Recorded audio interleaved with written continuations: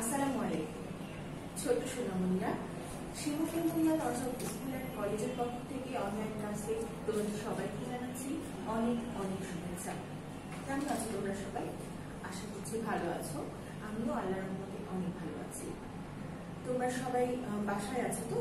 করোনার এই সময় বাইরে কিন্তু অনেক সমস্যা এখন বেড়ে যাচ্ছে আস্তে আস্তে দিন দিন।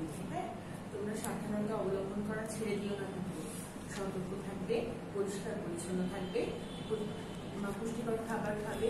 পুষ্টিকর খাবার বলতে আমি বলছি আমাদের দৈনন্দিন জীবনে যা যা খাবার হয় তাই খেতে হবে। হ্যাঁ, আর বাবা মায়ের কথা শুনতে হবে। বাইরে অপ্রয়োজনে যাবে না, চোখে মুখে নাকে অপ্রয়োজনে হাত দেওয়া যাবে না। আর সবচেয়ে বড় কথা হলো, করোনার ক্ষেত্রে আমরা আতঙ্কিত না হয়ে সচেতন হই আর করোনাকে মোকাবেলা করি।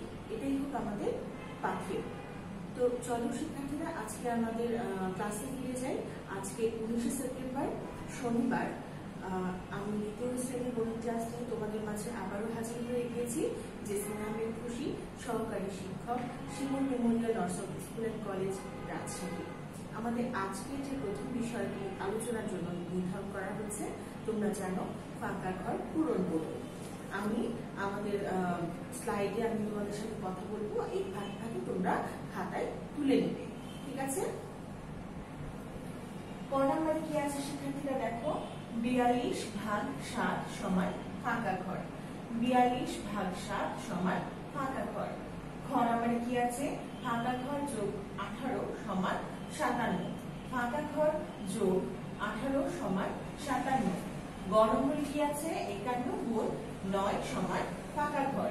ঘ নম্বরে আছে ফাঁকা ঘর বিয়োগ 37 সমান 65। শিক্ষার্থীরা, আমি আশা করছি তোমাদের খাতায় তোলা হয়ে গেছে চারটা ফাঁকা ঘর পূরণ। এক্ষেত্রে আমি একটা কথা বলে ফেলি, আমি খাতা দেখার সময় তোমাদের খেয়াল করলাম, তোমরা কেউ সবাই করেছো তা নয়, সবাই ঠিকই করেছো। কেউ করেছো কি শুধুমাত্র এই ফাঁকা ঘরে যে উত্তরটা বসার কথা শুধু সেইটুকু ক নম্বর দিয়ে শুধু সেইটুকু উত্তর দিয়ে দিয়েছে। আমি নাম্বার দিতে পারি, কারণ আমি তোমাদেরকে বারবার করে বলছি, এবং আমার মনে আছে যে আমি সার্বিক আলোচনা দিয়ে বলেছিলাম, ফাঁকা ঘরটা অবশ্যই খাতায় তুলে তারপরে ফাঁকা ঘর পূরণটা করবো, এবং সেক্ষেত্রে অবশ্যই রাফে আমরা সমাধানটা করবো। ঠিক আছে না শিক্ষার্থী? আমি বলেছিলাম, মনে আছে? আমি আবারও আজকে একই কথাই রিপিট করলাম। এই ফাঁকা ঘর পূরণ, এই চারটা অবশ্যই আমরা খাতায় তুলবো, পাশে রাফ করবো, এবং তারপরে ফাঁকা ঘরে উত্তরটা লিখবো, কিন্তু অবশ্যই তুলে করতে হবে। আমি বোঝাতে পেরেছি আশা করছি। চলো শিক্ষার্থীরা, আমরা এটা বোর্ডে সম্পন্ন করি। শিক্ষার্থীরা খেয়াল করে দেখো, ক নম্বরে কি আছে লিখেছিলাম? 42/7 সমান ফাঁকা ঘর। 42কে কি দিয়ে ভাগ করব? 7 দিয়ে ভাগ করব। ভাগ করার পরে কি পাবো? যেটা পাবো সেটাই ফাঁকা ঘরে বসাবো, তাই তো? তাহলে 42কে 7 দিয়ে ভাগ করো, 7-এর ঘরে নামটা পড়ো। 7 1 7, 7 2 14, 3 7 21, 4 7 28, 5 7 35, 6 7 42। 42 আছে, 7 আছে, তাহলে কত দূর যে আমি 42 পেলাম? 6 ঘর যে 42 পেলাম। তাহলে এখানে কি বসাবো? 6। আমরা রাফে কিভাবে ভাগটা দেখাবো বলো?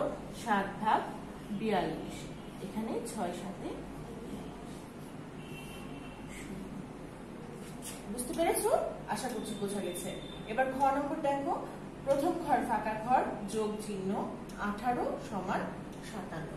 প্রথম ঘর ফাঁকা ঘর যোগ 18 সমান 57। দেখো, দুইটা সংখ্যার যোগ করলে যোগফল হবে 57, তাই তো? এবার আমাদেরকে এই যোগফলটা দিয়ে দিয়েছে, আর একটা সংখ্যা দেওয়া আছে, অপর সংখ্যাটা নির্ণয় করতে হবে। আমরা কি জানি? যোগফল দেওয়া থাকলে এবং একটা সংখ্যা দেওয়া থাকলে যোগফল থেকে এই সংখ্যাটা বাদ দিলে অপর সংখ্যাটা পাওয়া যাবে। তাহলে 57 থেকে 18 কি করতে হবে? বিয়োগ করতে হবে। চলো আমরা 57 থেকে 18 বিয়োগ করি।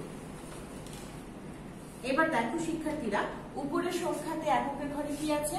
7 আছে। 7 কে কত ধরবো? 17 ধরবো। 8-এর পর থেকে 17 গুনতে হবে, তাই না?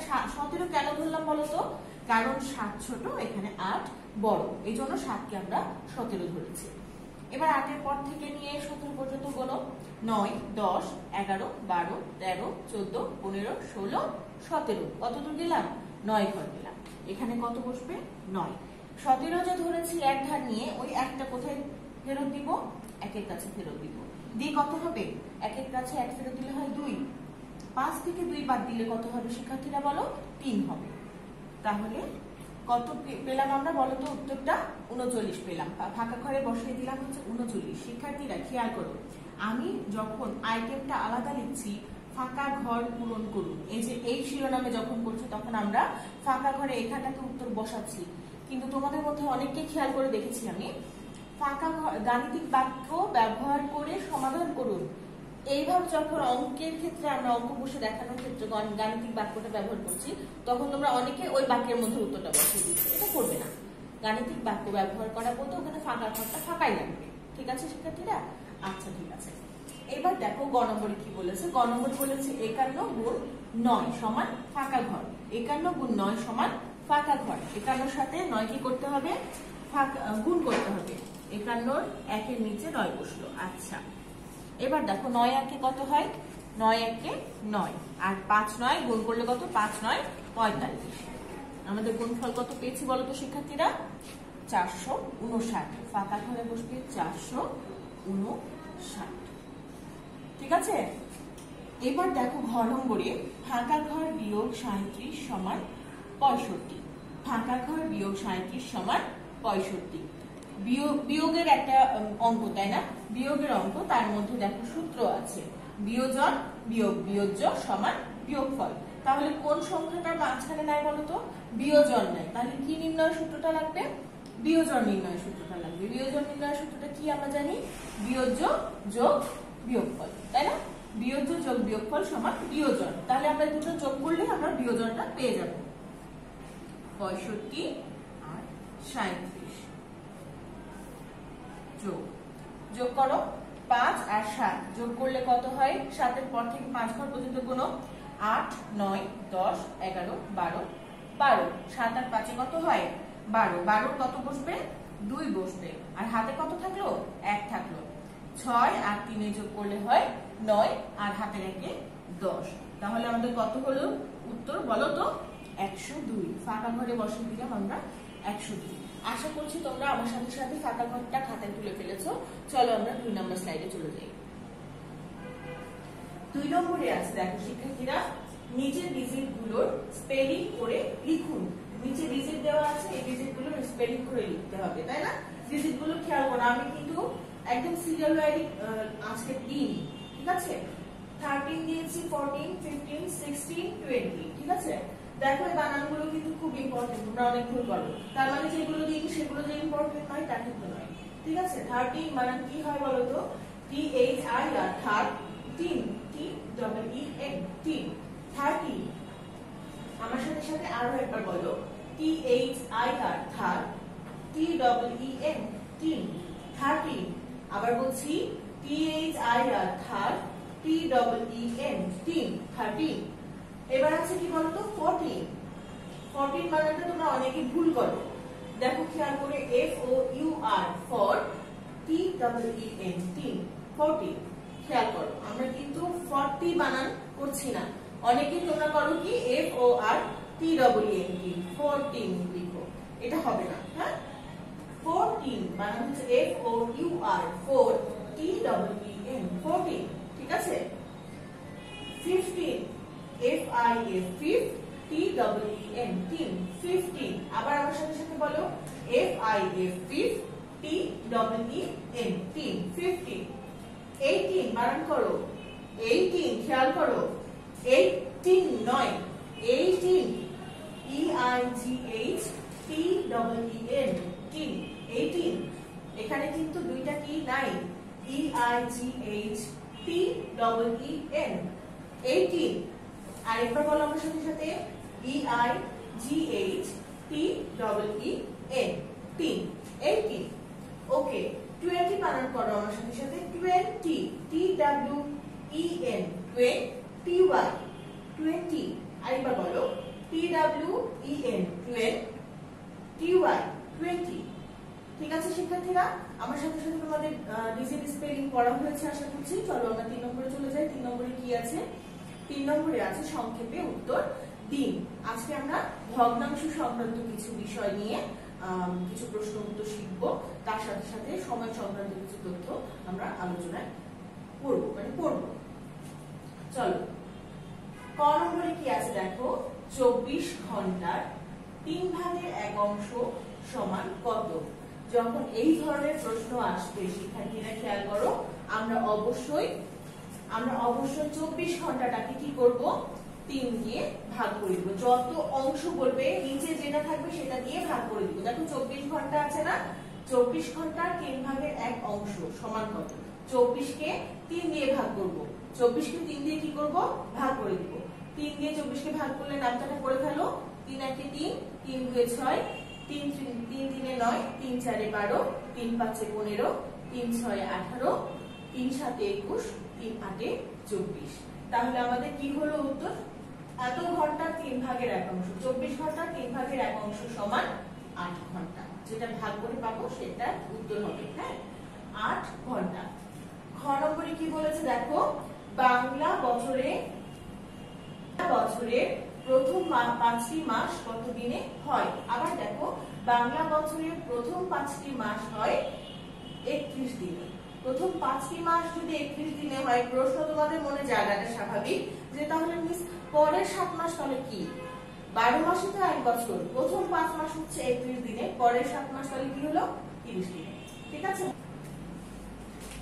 ঠিক আছে শিক্ষার্থীরা, আমরা এবার দেখো গ নম্বরে। এই প্রশ্নগুলো খুব মজার, আমরা একটা মনে রাখলে আরেকটা এমনি মনে হয়ে যায় আমাদের। হ্যাঁ, ইংরেজি বছরে 31 দিনের মাস হলে কয়টা হচ্ছে? আমরা কি করি, আমরা এইভাবে গোনা শিখেছিলাম, এভাবে গুনলেও হয়, আবার আমরা ক্যালেন্ডার দেখেও মানে গুনতে পারবো। ইংরেজি বছরে 31 দিনের মাস হচ্ছে দেখবা 7টা।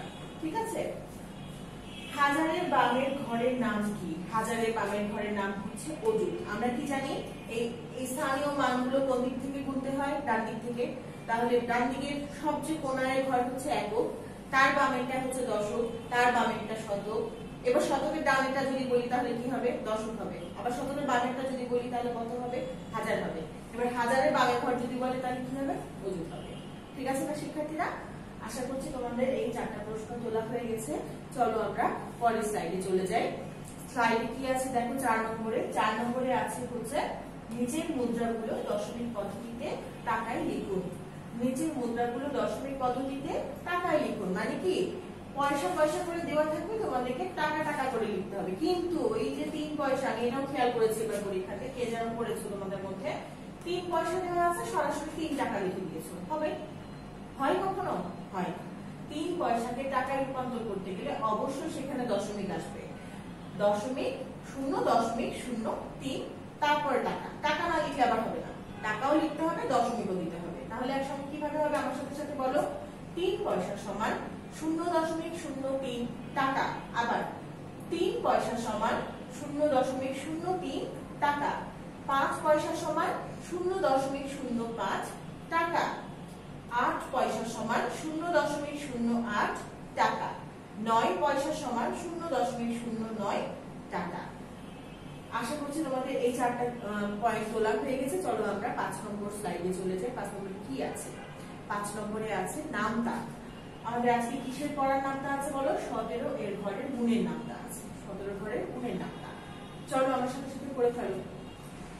17 1 এ 17, 17 2 এ 34, 17 3 এ 51, 17 4 এ 68, 17 5 এ 85, 17 6 এ 102, 17 7 এ 119, 17 8 এ 136, 17 9 এ 153, 17 10 এ 170।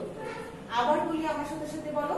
17 1 এ 17, 17 2 এ 34, 17 3 এ 51, 17 4 এ 68, 17 5 এ 85, 17 6 এ 102, 17 7 এ 119, 17 8 এ 136, 17 9 এ 153, 17 10 এ 170। এবার শিক্ষার্থীরা চলো আমরা 6 নম্বরে চলে যাই। 6 নম্বরে কি আছে দেখো, চিত্র সহ সংজ্ঞা দিন গোলক। গোলকের সংজ্ঞা এর আগের দিন আমরা কিসের সংজ্ঞা পড়েছি মনে আছে? এর আগের দিনও কিন্তু আমরা গোলকের সংজ্ঞাটা পড়েছিলাম, তাই না? আজকে আমরা এই সংজ্ঞাটা আবার পড়ছি। এটা মুখস্থের মতো হয়ে যাবে, আমরা পড়বো প্লাস লিখবো। ঠিক আছে, চলো। কোন অর্ধবৃত্তের ব্যাসকে অক্ষ ধরে অর্ধবৃত্তটিকে ব্যাসটির চারপাশে একবার ঘুরালে যে ঘনবস্তুর সৃষ্টি হয় তাকে গোলক বলে।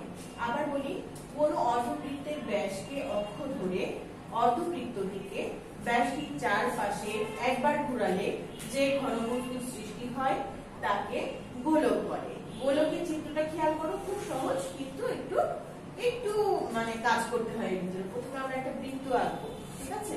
বৃত্ত এঁকে কি করবো, চাঁদা দিয়ে আমরা অর্ধবৃত্তের মতো করে আঁকবো। আমরা ফ্রি হ্যান্ডেও আঁকতে পারি, সমস্যা নেই। মোচকের মতো যেরকম করে আমরা এঁকেছিলাম, এখানে গোলকের মাঝখানটাতেও ওরকম করে আঁকতে হবে। চলো আমরা বোর্ড থেকে এই ড্রয়িংটা করে আসি।